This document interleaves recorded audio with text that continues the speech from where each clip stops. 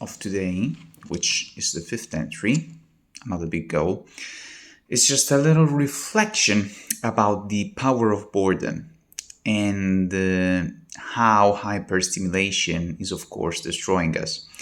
So basically, another thing that I've noticed that impacts my mental health a lot, and I suppose that of basically every normal human being, is the constant dopamine spikes that technology, but not only technology, like everything in our society. I'm talking about the Western world, even though I'm not from the US, but still I am in Europe, I'm here in Italy. Like every developed country and even less developed countries right now do have a big problem of dopamine addiction. Basically, you are constantly bombarded through media, through everything, basically, also social media, but also TV, radio. Everything is in constant noise, in constant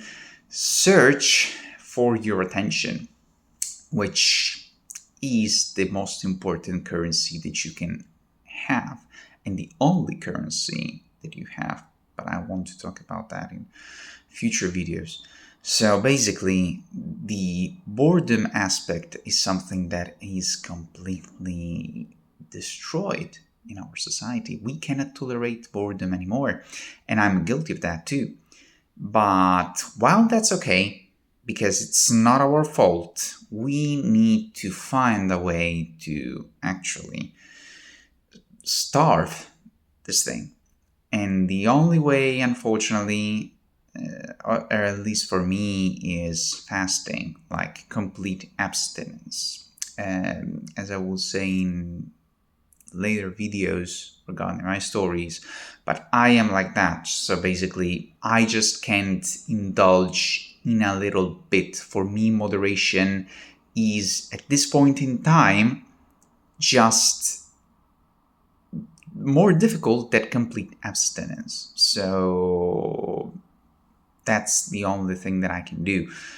And I don't promote complete abstinence, but to be more mindful at first of the behaviors that basically try to drain your dopamine.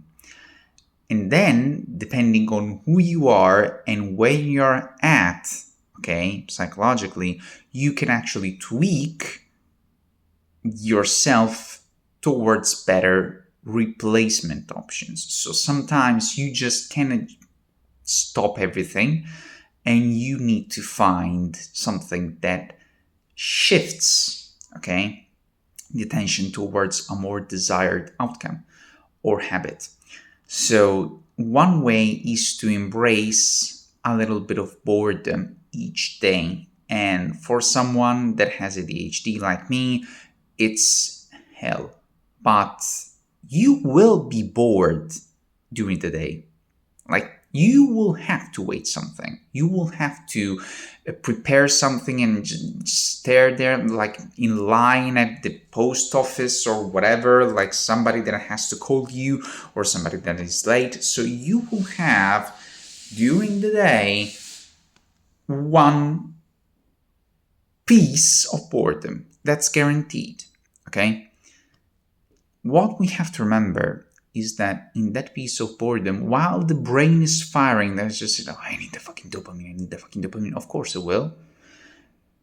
Just try to be as much present as possible. Like, see that as a pause, as a self-inquiry. Just like transform that boredom at first in awareness and then in curiosity. So what can I do to ease that boredom in a way that's not my chosen coping mechanism?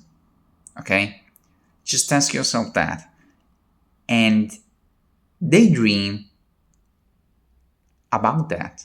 Whatever the fuck, just imagine. Just daydream about it. That daydream also, as you will see, turns out to be a solution to boredom. Okay? So just try that for today.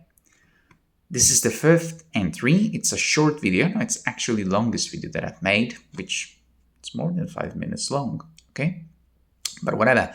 So this is just a little thought and a little thing that you can apply today whenever you want in order to get a little bit more present. We are actually going back to what I was saying yesterday. So the pause and the presence can also be cultivated in the opposite environment. So when like your brain is firing because it needs the stimulation, you can actually turn that painful moment into something that will lead to a pause, a decent pause.